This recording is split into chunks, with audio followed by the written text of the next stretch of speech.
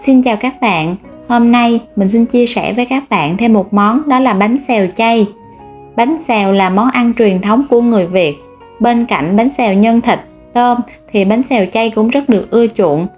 Nhân bánh được làm từ các loại rau củ, nấm, đậu hũ, giá sống đầy đủ chất dinh dưỡng, không chỉ thích hợp cho người ăn chay mà còn thích hợp dùng trong bữa ăn gia đình. Vậy cách làm sao cho có vỏ bánh xèo vàng ươm, giòn tan thì nào mời các bạn hãy cùng mình vào bếp để làm món bánh xèo thanh đạm và thơm ngon này nhé. Nguyên liệu để làm món này mình có một bịch bột bánh xèo 500g. Bột này thì rất là quen thuộc, các bạn có thể mua ở siêu thị hoặc chợ đều có.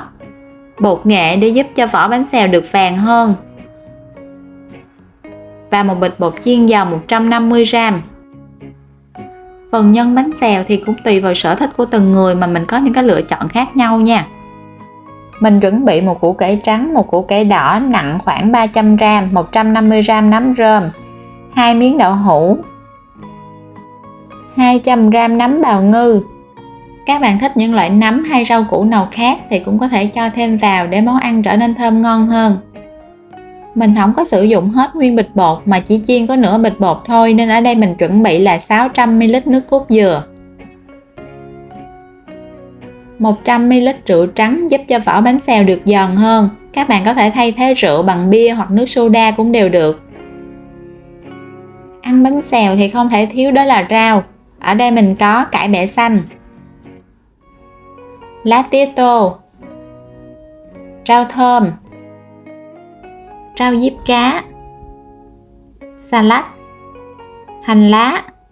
Các bạn ăn chay thuần thì có thể không cho hành lá hoặc thay thế bằng hành ba rô, giá sống. Đầu tiên mình đi pha bột bánh xèo. Cho vào thau nửa bịch bột bánh xèo 250g, nửa bịch bột chiên giòn. Bạn nào thích ăn vỏ bánh xèo giòn nhưng vẫn có độ mềm thì mình chỉ cho 1/4 bịch. Một muỗng cà phê bột nghệ, 100ml rượu trắng, 600ml nước cốt dừa. Nước cốt dừa nguyên chất mà không có đủ thì các bạn cho thêm nước dừa dảo vào để cho đủ số lượng nha. Khuấy cho cái hỗn hợp này hòa quyện lại với nhau. Nước cốt dừa các bạn cứ để cho trực tiếp vào để mình khuấy chung với bột, chứ mình đừng có đun sôi lên, làm cho vỏ bánh của mình dễ bị dính chảo á. Ở đây là mình pha có nửa bịch bột, nếu các bạn pha cả bịch bột thì các bạn nhân đôi cái tỷ lệ lên nha. Trong bịch bột bánh xèo pha sẵn đã có nêm gia vị và hành lá, nhưng mà để cho đậm đà hơn thì mình sẽ cho thêm gia vị vào. Mình cho 1/2 muỗng canh đường, 1/2 muỗng cà phê bột ngọt và 1/2 muỗng cà phê muối. Mình khuấy đều cho gia vị hòa tan với bột. Khi cho gia vị vào trong bột thì mình chỉ cho bột ngọt chứ không cho bột nêm. Vì theo như mình thấy, nếu cho bột nêm vào thì cái vỏ bánh xèo khi chiên nó sẽ dễ bị dính vào chảo. Cho thêm hành lá vào để cho vỏ bánh được đẹp hơn. Các bạn ăn chay thuần không ăn được hành lá thì các bạn có thể không cho hành lá vào, hoặc mình thay thế bằng hành ba rô. Mình cho thêm vào trong bột 2 vá canh dầu ăn, và đây là cái bí quyết để khi mà mình chiên bánh không cần phải thay dầu hoặc là mỡ mà vỏ bánh vẫn tróc chứ không hề bị dính chảo. Sau đó mình để bột nghỉ khoảng 30 phút. Cho 1 muỗng canh đường vào trong củ cải đỏ và củ cải trắng đã được bào sợi, 1 muỗng cà phê muối. Trộn đều cho củ cải thấm đường muối. Và mình để đó mình ướp khoảng 15 phút. Sau 15 phút, đây là phần nước mà củ cải nó tiết ra. Mình bỏ phần nước này đi và vắt cho củ cải ráo nước. Mình cho vào tô 2 vá canh đường để làm nước mắm, 3 vá canh nước lọc, 3 vá canh nước mắm chay và cuối cùng là 2 vá canh giấm. Khuấy tan gia vị, cuối cùng mình cho củ cải đỏ và ớt băm vào. Củ cải đỏ và ớt băm cho sau cùng sẽ nổi lên trên mặt nước, không có bị chìm xuống dưới, nhìn tô nước mắm sẽ đẹp hơn. Tiếp đến mình sẽ đi làm nước dưa chua. Cho vào trong thau 200ml nước lọc, 1 muỗng canh đường và 4 muỗng canh giấm.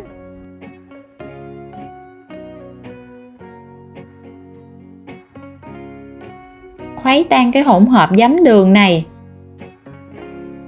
và cho củ cải vào để mình ngâm. Dưa chua ăn cùng với bánh xèo, ngoài củ cải các bạn có thể thay thế bằng đu đủ mỡ vịt cũng ngon không kém. Tiếp theo mình đi xào nhân. Các bạn bắt lên bếp, cho vào 2 muỗng canh dầu ăn. Đợi cho dầu nóng mình cho tỏi vào để phi thơm. Tỏi đã vàng thơm, mình cho nấm rơm vào. Nấm rơm này sau khi mua về thì các bạn sẽ rửa sạch, ngâm qua với nước muối. Và mình chẻ nấm rơm ra thành những cái lát vừa ăn. Mình cho tiếp củ cải đỏ cắt sợi vào. Củ cải đỏ này lúc nãy mình bào dưa chua một nửa, còn một nửa mình chừa lại để mình xào nhân. Mình cho cái phần nấm bào ngư này vào để xào chung. Nấm bào ngư sau khi ngâm muối rửa sạch thì các bạn sẽ vắt nhẹ để cho ráo nước. Rồi mình xé thành những cái miếng nhỏ vừa ăn. Nêm vào đây 1 muỗng cà phê hạt nêm chay, 1 muỗng cà phê đường, 1/2 muỗng cà phê muối. Xào cho nhân thấm đều gia vị. Mình cho đậu hũ đã cắt miếng nhỏ vừa ăn vào. Các bạn có thể nêm nếm lại cho vừa với khẩu vị của gia đình mình nhé. Khi mà phần nhân này đã chín rồi, cuối cùng mình cho giá sống vào và tắt bếp để giữ được cái độ giòn của giá. Mình cho vào đây hành lá, một ít tiêu xay. Trộn đều cái phần nhân này lên. Vậy là nhân của mình đã xong rồi đó.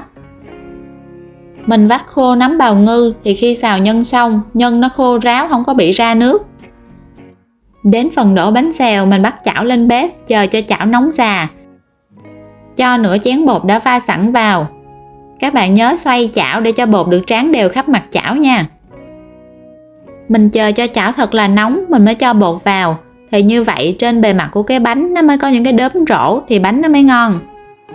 Mình đậy nắp lại cho bột được chín đều. Sau khoảng 1 phút các bạn mở nắp ra và mình chỉnh lửa nhỏ vừa để cho bánh nó giòn từ từ. Nếu các bạn để lửa lớn quá thì bánh nó sẽ bị khét mà nó chưa có được giòn. Các bạn để ý khi mình pha bột mình cho dầu vào trong bột luôn thì khi chiên các bạn không cần phải tha dầu hay tha mỡ gì hết, nhưng mà cái bánh của mình nó vẫn tróc, nó không có bị dính chảo. Mình có thể gắp bánh lên một cách rất là dễ dàng. Thỉnh thoảng các bạn nhớ xoay chảo để cho bánh được chín giòn đều nha. Khi bánh đã gần chín rồi thì mình cho phần nhân vào trong bánh. Nhân này mình đã xào chín rồi nên mình chỉ cần cho vào và chờ cho bánh nó giòn là mình lấy ra được chứ không cần phải đợi lâu. Bánh xèo có màu vàng ươm, nhìn cái rìa bánh giòn tan luôn, trông rất là hấp dẫn.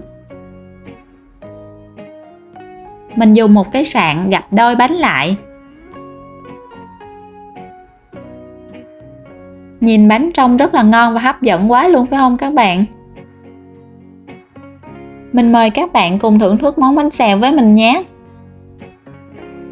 Bánh xèo khi ăn được gói cùng với cải bẹ xanh.